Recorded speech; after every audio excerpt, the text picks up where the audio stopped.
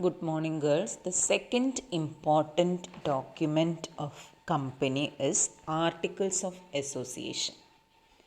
Articles of Association എന്ന് പറയുന്നതാണ് this is the second important document required to be filed with the registrar for incorporation of the company.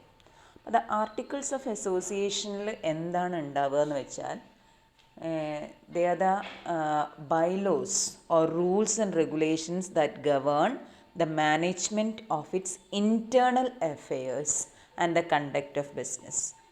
ആർട്ടിക്കിൾസിൽ memorandum of association എന്ന് പറയുന്നതാണ് charter of the company. അതായത് അതിൽ എന്തൊക്കെയാണ് ഉണ്ടാവുക, ഏത് ലെവലിൽ വരെ ഈ കമ്പനിക്ക് പോവാം, അതായത് എന്തൊക്കെയാണ് കമ്പനീൻ്റെ ഒബ്ജക്റ്റീവ്സ്, ആ പവേഴ്സൊക്കെയാണ് അതിൽ പറയുന്നത്. ഇവിടെ എന്താ പറയുന്നത് വെച്ചാൽ internal affairs of the company എങ്ങനെയാണ്, അതിൻ്റെ rules and regulations and bylaws ആണ് പറയുക. അപ്പോൾ the articles regulate the internal management of the company. It defines the powers of its officers. മനസ്സിലായല്ലോ. അപ്പോൾ articles are like partnership deed in partnership ഡീഡിൽ എങ്ങനെ പാർട്ട്നേഴ്സിൻ്റെ പ്രോഫിറ്റ് എങ്ങനെ ഷെയർ ചെയ്യണം, അവരുടെ ലയബിലിറ്റി എങ്ങനെ, ഇങ്ങനെയുള്ള കാര്യങ്ങളൊക്കെയാണല്ലോ പാർട്ട്ണർഷിപ്പ് ഡീഡിലുണ്ടാവുക, ഒരു എഗ്രിമെൻറ്റ്. അതേപോലെയുള്ള സംഭവമാണ് ഏതെന്ന് പറയുന്നത് ആർട്ടിക്കിൾസ് എന്ന് പറയുന്നത്. They sets out the provisions for the manner in which the company is to be administered and they provide for matters like the making of calls, ഷെയറിൻ്റെ സമയത്ത് എങ്ങനെ കോൾസ് വിളിക്കണം, forfeiture of shares, directors qualification, appointment, powers, duties of auditors, procedure of transfer and transmission of shares and debentures etcetera. ഇങ്ങനെയുള്ള കാര്യങ്ങളൊക്കെയാണ് ഏതിലുണ്ടാവുക, ആർട്ടിക്കിൾസിലുണ്ടാവുന്നത്. ഒരു definition തന്നിട്ടുണ്ട് ജസ്റ്റിസ് ചാൾസ് വർത്തിൻ്റെ. Articles of association is A document regulating the rights of members of the company among themselves and the manner in which the business of the company shall be conducted. അതുമാതിരി companies ആക്ടിൽ തന്നിരിക്കുന്ന definition ഇതാണ്. Articles means the articles of association of a company as originally framed and as altered from time to time or applied in pursuance of any previous company law or of this act എന്ന് പറയുന്നത് 2013 act. മനസ്സിലായല്ലോ. മറ്റേ മെമ്മോറാണ്ടത്തിൻ്റെ definition പറഞ്ഞ പോലെ തന്നെ, അതായത് ഒന്നുകിൽ 2013 companies act അനുസരിച്ചിട്ട് അല്ലെങ്കിൽ അതിൻ്റെ മുമ്പുള്ള ഏതെങ്കിലും ഒരു കമ്പനീസ് ആക്ട് അനുസരിച്ചിട്ട് ഫ്രെയിം ചെയ്തിരിക്കുന്നത്, ഒന്നുകിൽ ഒറിജിനലി ഫ്രെയിം ചെയ്തതാവാം അല്ലെങ്കിൽ ഓൾട്ടറേഷൻ നടത്തിയിട്ടുള്ളതാവാം. അങ്ങനെയുള്ള ഇതിനെയാണ് എന്തെന്ന് പറയുന്നത് ആർട്ടിക്കിൾസ് ഓഫ് അസോസിയേഷൻ എന്ന് പറയുന്നത്. ഓക്കെ. അപ്പോൾ ആർട്ടിക്കിൾസ് ഓഫ് അസോസിയേഷനിൽ എന്താ ഉണ്ടാവുക, it contains the rules and regulations relating to the management of its internal affairs, defines the rights, powers and duties of the management. Then it must not contain anything which is against the memorandum of association or against the Companies Act or public policy. A public company limited by shares may register its own articles or it may adopt Table A. A company limited by guarantee without having share capital may file its own articles or may adopt Table C. Articles of association must be printed, divided into paragraphs, numbered consecutively and signed by each signatory to the memorandum of association in the presence of at least one attesting witness. അതൊക്കെ മെമ്മോറാണ്ടത്തിൻ്റെ പോലെ തന്നെ print ചെയ്തിരിക്കണം, പാരഗ്രാഫായി തിരിച്ച് number ചെയ്തിരിക്കണം. അതേമാതിരി ഓരോ സിഗ്നിറ്ററീസും sign ചെയ്തിരിക്കണം. Okay, വിറ്റ്നസ്സിൻ്റെ മുന്നിൽ വെച്ചും കൊണ്ട്. ഇനി നമ്മൾ നോക്കാൻ പോണത് articles of a company must contain the following restrictions. ചില റെസ്ട്രിക്ഷൻസ് പറയുന്നുണ്ട്. അതായത് restrict the right to transfer shares, limit the number of members to 50 അല്ല ഇപ്പോൾ വരിക കേട്ടോ, അത് തെറ്റാണ് ഇതിൽ എഴുതിയിരിക്കുന്നത്. 200 ആണല്ലോ. പബ്ലിക് കമ്പനി ആണെങ്കിൽ എന്താ പറയുക, അല്ല പ്രൈവറ്റ് കമ്പനി ആണെങ്കിൽ 200, അങ്ങനെ ഒരു ലിമിറ്റ് പറയുന്നുണ്ടല്ലോ. മിനിമം 7, മാക്സിമം അൺലിമിറ്റഡ് പബ്ലിക് കമ്പനീൻ്റെ കേസിലാണെങ്കിൽ. അതേപോലെ പ്രൈവറ്റ് കമ്പനിയാണ് minimum 2, maximum 200.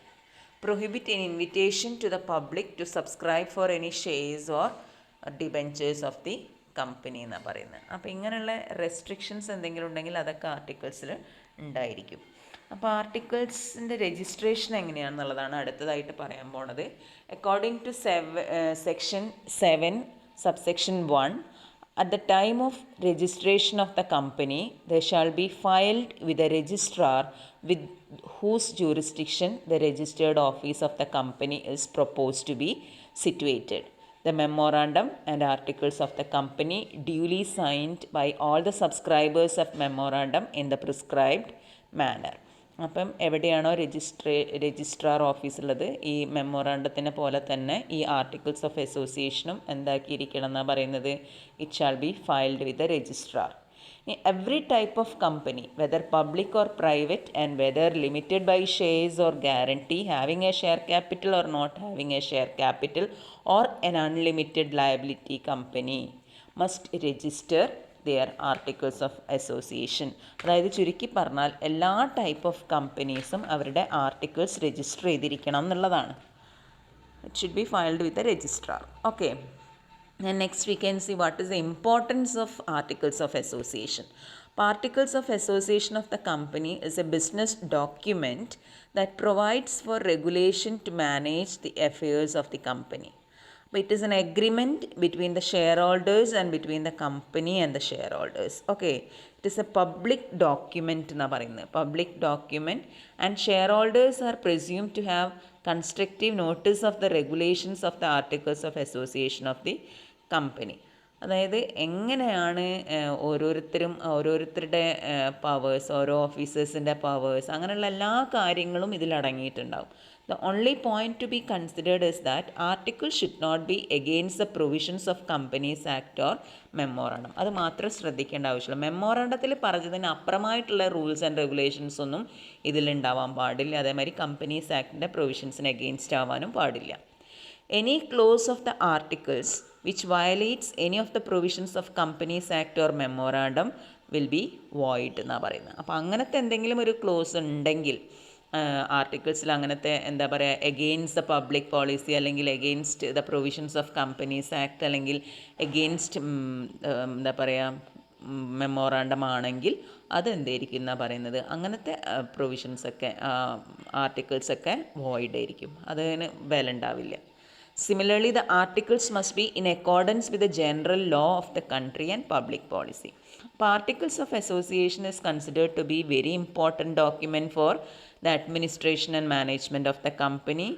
And memorandum of association രണ്ടും തമ്മിലുള്ള മെയിൻ ഡിഫറൻസ് അതാണ് വരുന്നത്. Memorandum of association establishes the relationship of the company with outside world. നേരെ മറിച്ച് articles of association establishes the relationship between the employees of the company and its members. മനസ്സിലായല്ലോ? ഈ ഒരു കാര്യം കൂടെ ഓർത്തിരിക്കുക. No company can go beyond its articles of association. Okay. ഇനി ഓരോ കമ്പനീൻ്റെയും form of articles of association പറയുന്നുണ്ട്. According to section 5 subsection 1, articles of company shall contain the regulations for management of the company എന്ന് പറഞ്ഞു. അപ്പോൾ the articles shall also contain such matters as may be prescribed. അപ്പോൾ nothing prescribed in the subsection shall be deemed to prevent a company from including such additional matters. അതായത് ഇത്ര ഓർത്തിച്ചാൽ മതി, അവിടെ നിങ്ങൾ നോക്കേണ്ട ആവശ്യമില്ല. അതായത് ടേബിൾ വരുന്നത് A to E ആണ് മെമ്മോറാണ്ടം ഓഫ് അസോസിയേഷൻ വരുന്നത്. ഓരോ കമ്പനീസിൻ്റെ ഫോർമാറ്റ്, അതായത് ടേബിൾ എ എന്ന് പറയുന്നത് ഏതാണ്, BCDE വരെ നമ്മൾ പഠിച്ച്. ഇനി ആർട്ടിക്കിൾസ് ഓഫ് അസോസിയേഷൻ്റെ ഫോം വരുന്നത് F to J ആണ്. FGHI&J.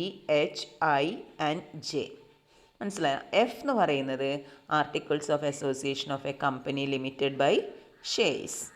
ജി എന്ന് പറയുന്നത് articles of association of a company limited by guarantee but having a share capital, then articles of association of a company limited by guarantee and not having share capital ആണെങ്കിൽ അവരത് വരുന്നത് table H ആണ്.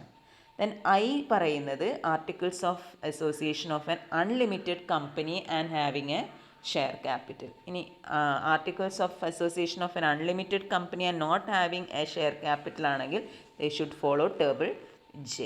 okay.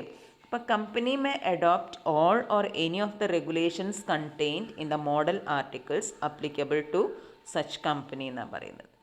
അപ്പോൾ ഞാൻ പറഞ്ഞു കഴിഞ്ഞ് articles must be printed, divided into paragraphs, numbered consecutively, stamped adequately, signed by each subscriber to the memorandum of association, who shall add his address, description and occupation if any, in the presence of at least one witness. ആ വിറ്റ്നസ്സും എന്താക്കിയിരിക്കണം എന്നാണ് പറയുന്നത്, who shall attest the signature and shall likewise add his address, description and occupation.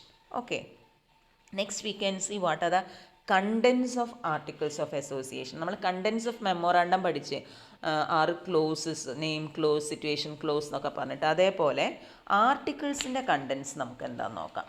അപ്പോൾ articles of association basically contain the rules and bylaws framed by the company for its own working എന്നാണ് പറയുന്നത്. അപ്പോൾ generally following are the main contents of articles of association of the company. First one, the execution or adoption of preliminary contract.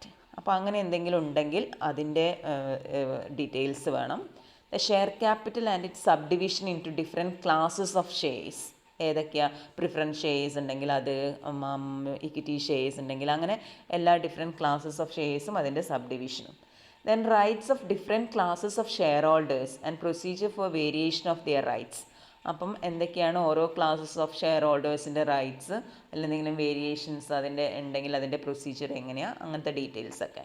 Then payment of underwriting commission. Underwriters എന്ന് പറഞ്ഞാൽ നിങ്ങൾക്കറിയാലോ, ഇപ്പോൾ പബ്ലിക്കിന് shares issue ചെയ്തിട്ടുണ്ടെങ്കിൽ, shares ഇപ്പം അഥവാ subscribe ചെയ്തിട്ടില്ലെങ്കിൽ അത് ഞങ്ങൾ ഏറ്റെടുത്തോളാം എന്ന് പറഞ്ഞിട്ട് അണ്ടർ റൈറ്റേഴ്സ് ഒരു എഗ്രിമെൻ്റ് ഉണ്ടാക്കും, ഒരു for an under writing commission. അപ്പോൾ അവരെയാണ് അണ്ടർ റൈറ്റേഴ്സ് എന്ന് പറയുക. അപ്പോൾ അണ്ടർ റൈറ്റിംഗ് പേയ്മെൻറ്റ് കമ്മീഷൻ എത്രയാണ്, ആ ഡീറ്റെയിൽസ് ഉണ്ടാവണം. പിന്നെ lean on shares. Lean on shares എന്ന് പറഞ്ഞാൽ അറിയാലോ, ലീൻ എന്ന് പറഞ്ഞാൽ എന്താ, റൈറ്റ് ടു എന്താ പറയുക, retain the position of shares. അതായത് ചിലപ്പം അരിയർ വരികയാണെങ്കിലോ അങ്ങനെ എന്തെങ്കിലുമൊക്കെ കോൾസ് കൊടുക്കുന്നില്ലെങ്കിലൊക്കെ എന്തൊക്കെ rights, lien on shares. Then calls on shares, എപ്പോഴൊക്കെ വിളിക്കണം ഓരോ കോൾസും. Then transfer of shares, transmission of shares. Then forfeiture of shares, alteration of capital.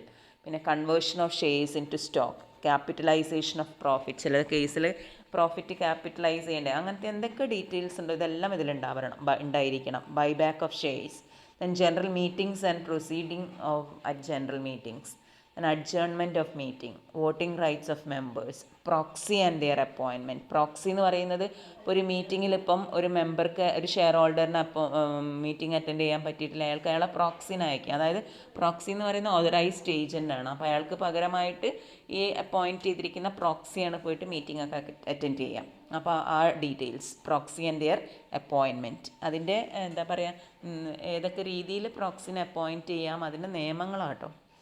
Then board of directors ആരൊക്കെയാണ്.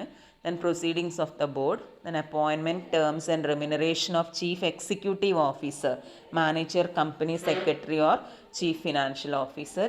Seal of the company, dividend and reserves. Then books of account and audit. Winding up of the company. Indemnity. Indemnity എന്ന് ഉദ്ദേശിക്കുന്നത് ഇവിടെ എന്താണെന്ന് വെച്ചാൽ, every officer of the company shall be indemnified out of the assets of the company against any liability incurred by him in defending any proceedings, whether civil or criminal, in which judgment is given in his favor, or in which he is acquitted, or in which relief is granted to him by the court or the tribunal. അപ്പോൾ അങ്ങനെ വല്ല details ഉണ്ടെങ്കിൽ ഇത്രയും കാര്യങ്ങളും നമ്മൾ ഈ ആർട്ടിക്കിൾസിൽ ഉണ്ടായിരിക്കണം എന്നുള്ളതാണ്. മനസ്സിലായോ?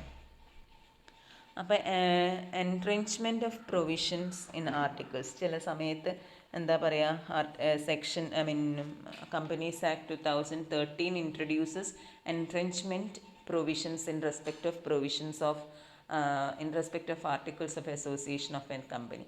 എൻട്രെഞ്ച്മെൻറ്റ് പ്രൊവിഷനെ കൊണ്ടുള്ള ഗുണം എന്താണെന്ന് വെച്ചാൽ, it enables a company to follow more restrictive procedure than passing a special resolution for altering a specific clause of articles.